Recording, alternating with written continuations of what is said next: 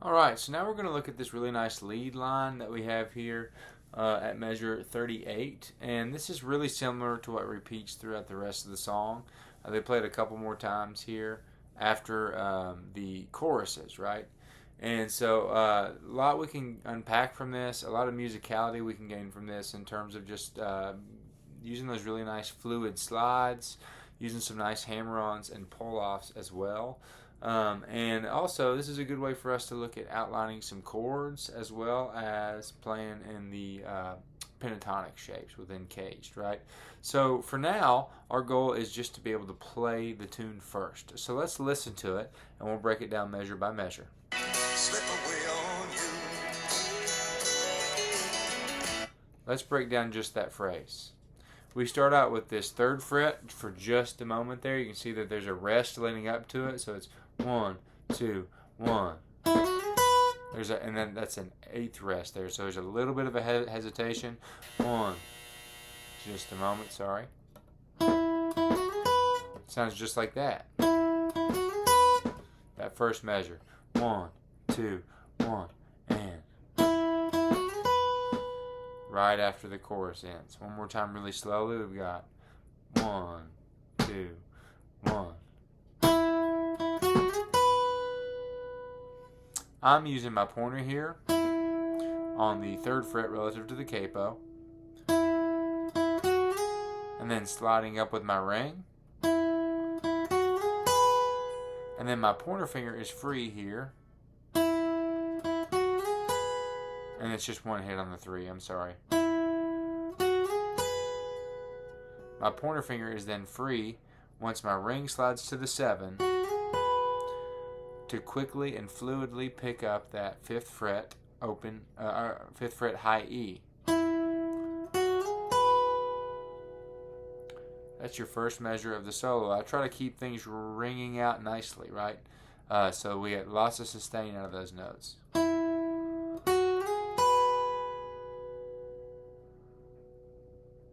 Next, the second measure of the solo, we have a hammer-on and pull-off here, right? So we hear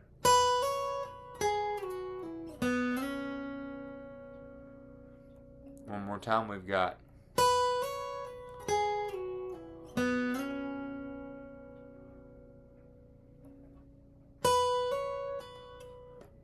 once again it's hammer on, pull off, slide down from 5 to 7, land on 3 with the pointer finger. I reach my middle finger back and slide up from the 2 to the 4. A little bit more up to speed, we've got sorry.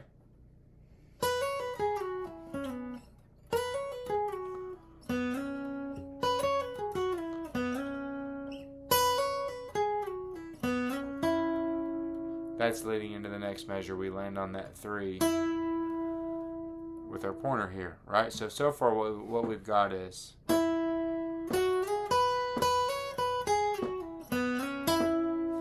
kind of hard to isolate individual sections of this, but that makes it easier for our practice purposes, right?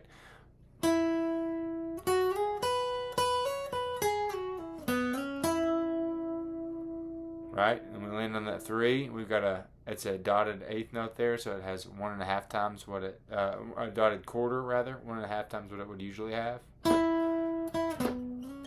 Right, so it sounds something like this, and this is measure 40.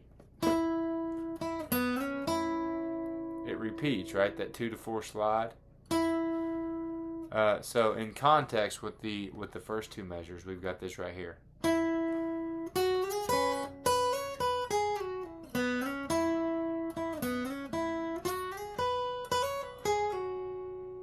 And that's leading into the next measure, right?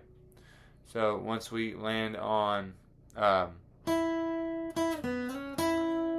after we finish measure 40,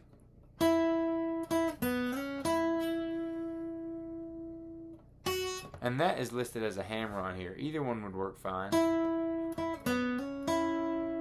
The hammer-on makes it a little easier to get back to that 3rd fret when we play this way. So that would be middle finger here on the 3 of the B string. And then we've got And then I'm using my pointer and my ring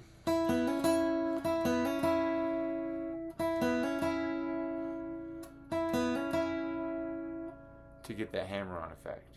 So all together one more time.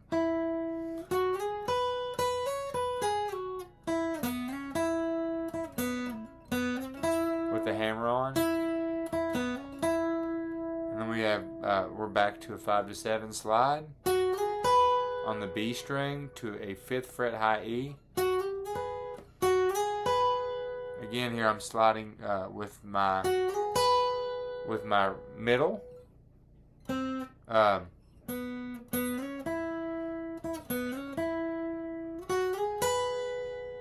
into this position, 5-7. And then I've got another hammer-on pull-off on the high E string.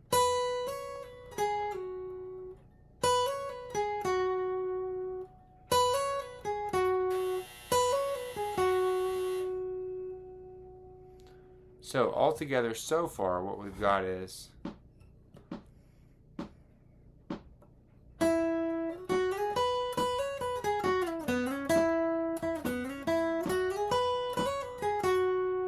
it's a little faster there because we're dealing with what are listed as 8ths but they're 16ths, right? So it's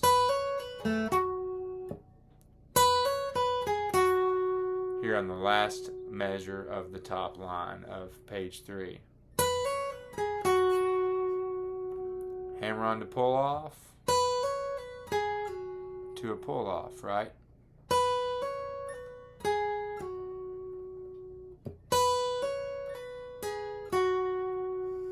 I kind of tapped that one on. Let me do it one more time.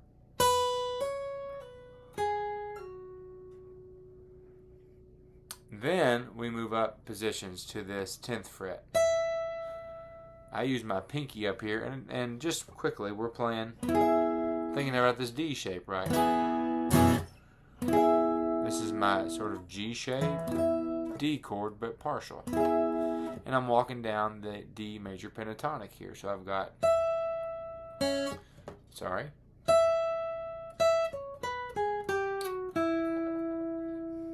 let's just play just measure 42. So I go pinky, pinky, pointer, pinky, pointer, right? It's just this box. And this is something you really want to get comfortable with if you're playing any sort of acoustic or electric leads.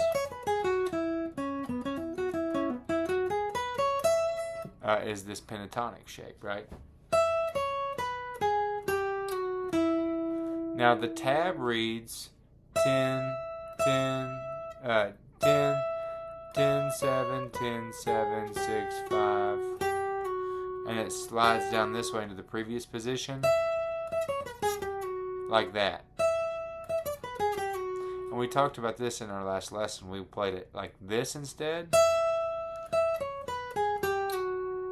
Because it keeps us in that same box, right? 10, 10, 7, 10, 7, 10, 9, 7. That's a really nice sounding passage there. One you want to make sure that you can get correctly.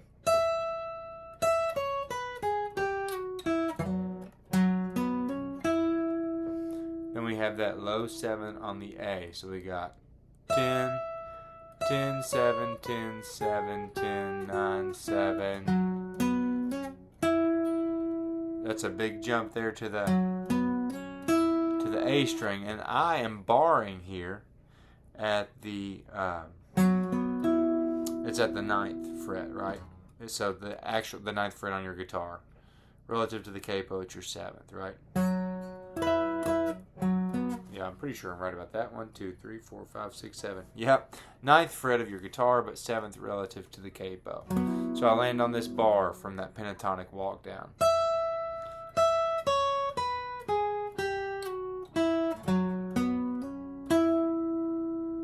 And it makes that 7 to 7, 9 hammer on back to 7. A lot more fluid, right? So a little bit more sped up and in rhythm here. We've got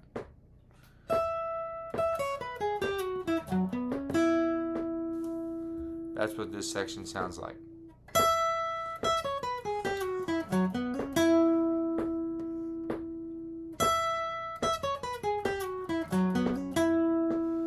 And we land on that ninth fret, or rather 7th fret of your D string. And then we've got a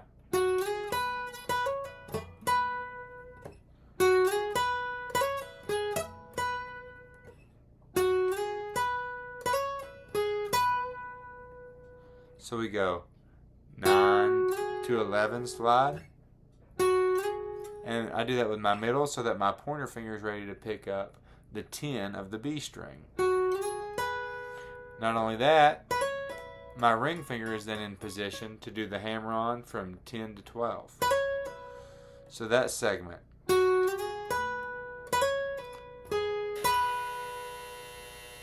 should sound something like that.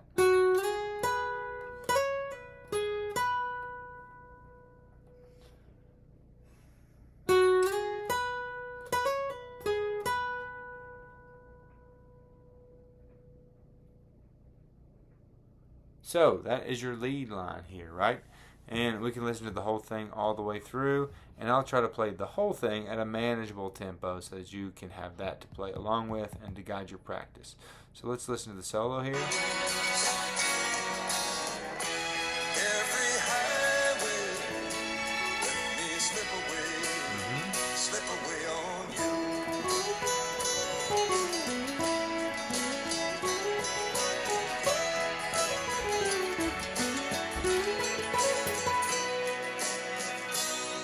So that is sort of in time with the song. Let's get our metronome going, and I'll play it just a little slower so that you can have a play along.